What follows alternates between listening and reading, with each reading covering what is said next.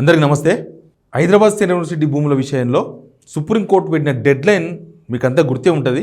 16th 16వ తేదీ రోజు లోపు అన్నారు, 16వ తేదీ డెడ్ ఎండ్. ఆ రోజు chief secretary, Telangana chief secretary గారు ఖచ్చితంగా రిపోర్ట్ ఇవ్వాలి.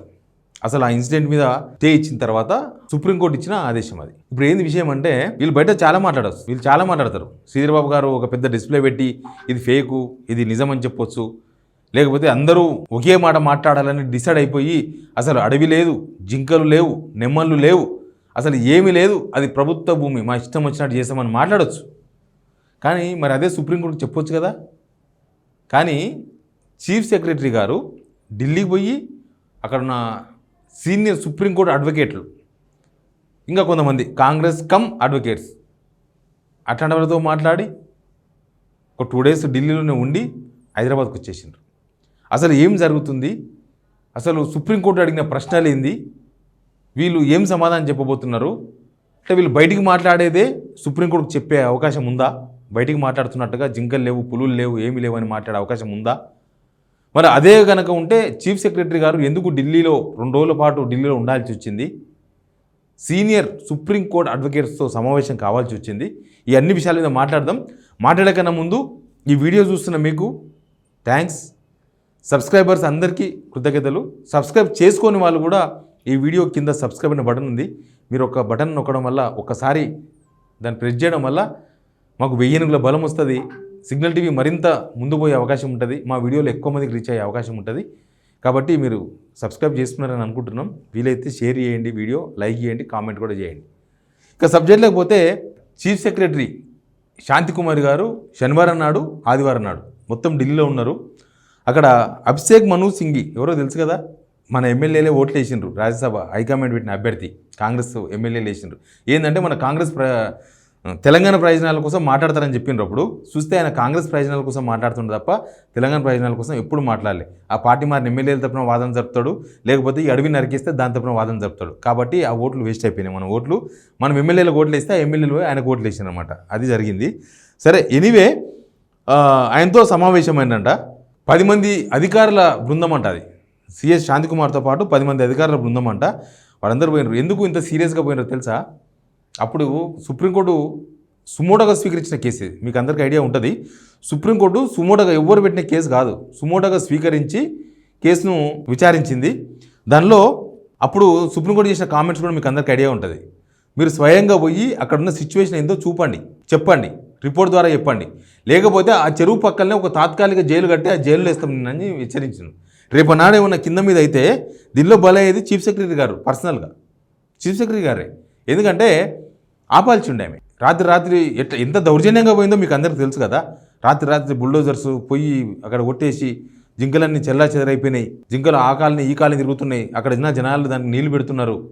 నిన్న ఒక పెద్ద కొండ చిలువ బయటకు వచ్చింది, దానిలో నుంచి ఆ యూనివర్సిటీ క్యాంపస్ అక్కడ అడవిలో నుంచి హాస్టల్స్ బిల్డింగ్స్ దగ్గరకు వచ్చింది, స్టూడెంట్స్ చూపిస్తూ ఉన్నాడు. అయితే వీళ్ళు దేని మీద ప్రిపేర్ అవుతున్నారంటే బయటికి చెప్పారు. మరి బయటికి చెప్పేసినాయి ఆ గాంధీభవన్లో అయిపోయిన కోర్టుకి చెప్తే అవి నిజమైతే కోర్టుకి చెప్పొచ్చు కదా. అవి నిజాలే అయితే మీరు చెప్పిన ఇవన్నీ ఫేక్, అసలు అవి కాదు, ఏం కాదన్నప్పుడు చెప్పొచ్చు కదా. మరి చెప్పారు అవి. అందుకే ఈ ప్రిపరేషన్ స్టార్ట్ చేసిండ్రు. అమికస్ క్యూరీ అంటే ఎప్పుడైతే సుప్రీంకోర్టు సుమోటోగా కేసు స్వీకరిస్తుందో అక్కడ వాదన జరుపుతారు వాళ్ళు, అమికస్ క్యూరీ అంటారు వాళ్ళని. వాళ్ళు 5 ప్రశ్నలు సంధించారు. ఆ 5 ప్రశ్నలకు సమాధానాలు తయారు చేస్తున్నారు వీళ్ళు. 5 ప్రశ్నలు ఏంటంటే, అటవీ భూమిగా భావిస్తున్న కంచె గచ్చిబౌలిలో చెట్టు తొలగింపు అభివృద్ధి కార్యకలాపాలు ఎంత హడావిడిగా చేపడాల్సిన అవసరం ఏంటి? ఫస్ట్ క్వశ్చన్ ఇది. ఇంత హడావిడిగా ఎందుకు చేసిండ్రు? ఆ రోజు సుప్రీంకోర్టు విచారణలో వచ్చిన క్వశ్చన్ ఇది. హడావిడి అయింది. వరుసగా 2-3 రోజులు సెలవులు, కోర్టుల హాలిడేస్, రేపు అనగా రాత్రంతా, అర్ధరాత్రి పుష్ప సినిమాలో కనుక లారీలు ఉడతా ఉంటారు చూడు కాలువలోకి వెళ్ళి, అట్లా మొత్తం మీకు అందరికీ తెలుసు ఆ విషయం, నేను చెప్పాల్సిన అవసరం కూడా ఏం లేదు. తర్వాత 2వ క్వశ్చన్, దీనికోసం రాష్ట్ర ప్రభుత్వం పర్యావరణ మదింపు ధృవీకరణ నివేదిక తీసుకుందా?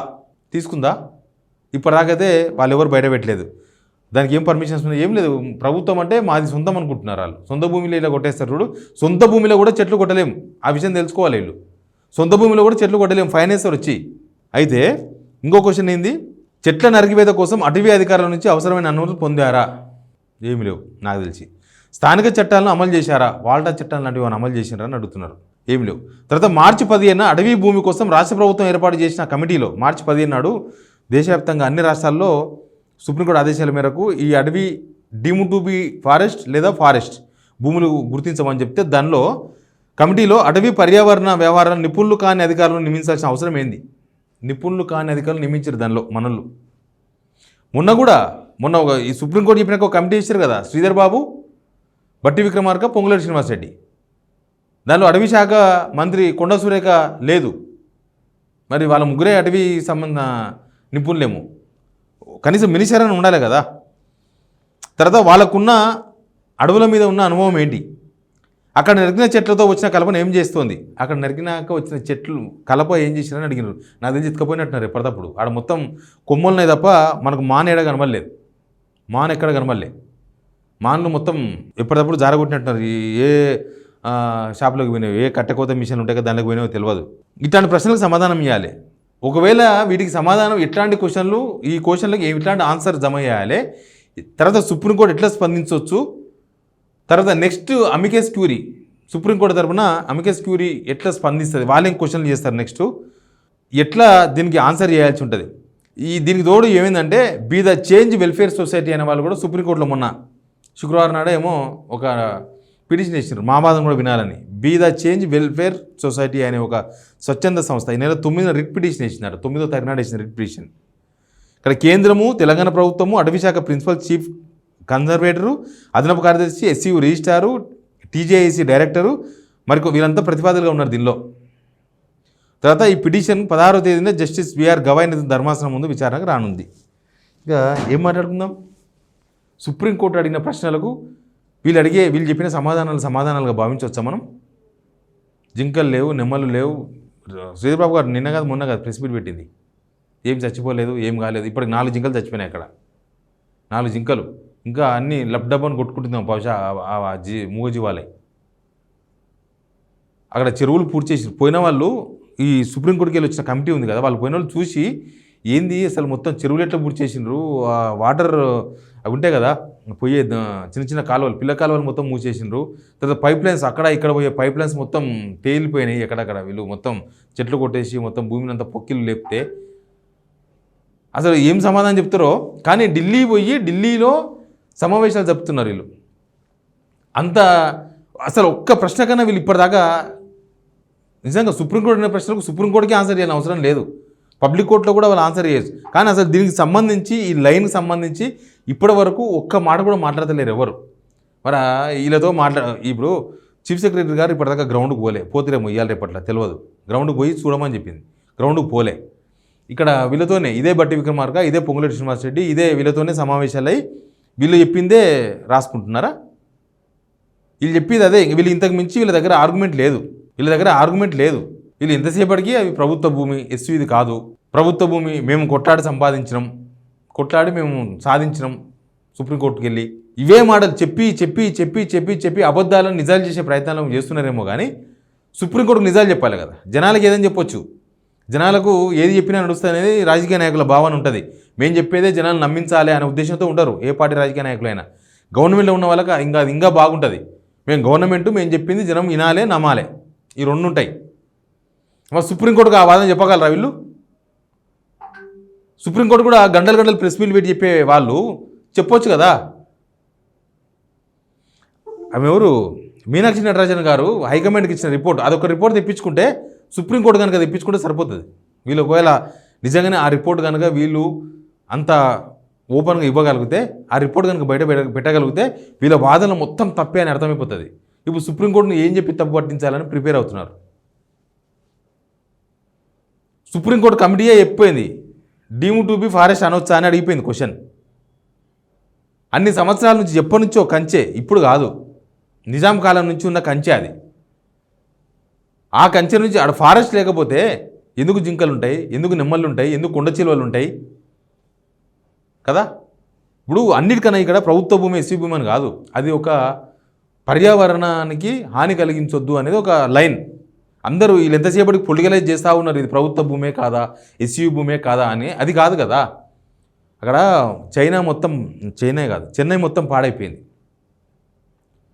ఢిల్లీ మొత్తం పాడైపోయింది. స్కూల్ పిల్లలకు సెలవులు ఇచ్చేస్తున్నారు పర్యావరణం పాడై.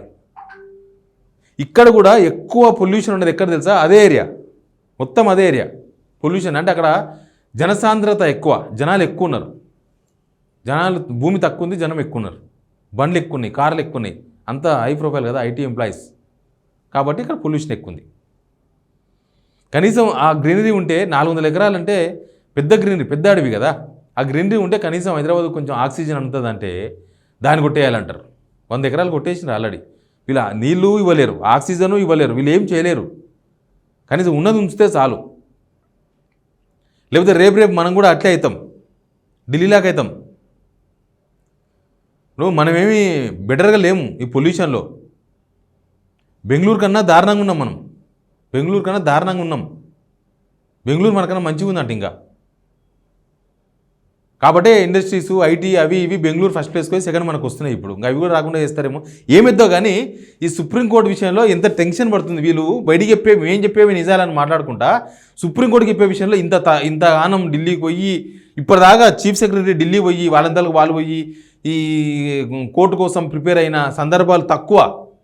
కానీ వీళ్ళు ప్రిపేర్ కావాల్సి వస్తుంది. అంటే వీళ్ళు చెప్పేది తప్పు అని అర్థమవుతుంది. కాంగ్రెస్ గవర్నమెంట్ వాళ్ళు చెప్పేదంతా తప్పు. ఈ గవర్నమెంట్ వీళ్ళు అధికారులు కసరత్తు చేస్తున్నారు. వీళ్ళు చెప్పేది కరెక్ట్ కాదనే ఉద్దేశంతోనే వాళ్ళు కసరత్తు చేస్తున్నారు. లేకపోతే వీళ్ళు ఇచ్చే ఆన్సర్లు చెప్తే కోర్టు జైలు శిక్ష చేస్తారు. సీఎస్కి ఖచ్చితంగా తీసుకుపోయి జైలు కట్టించి దాన్ని పడేస్తారు మేడంను. కాబట్టి చాలా జాగ్రత్తగా ప్రిపేర్ అవుతున్నారు. ఎనీవే చూద్దాం ఏం జరుగుతుందో. Please subscribe signal TV.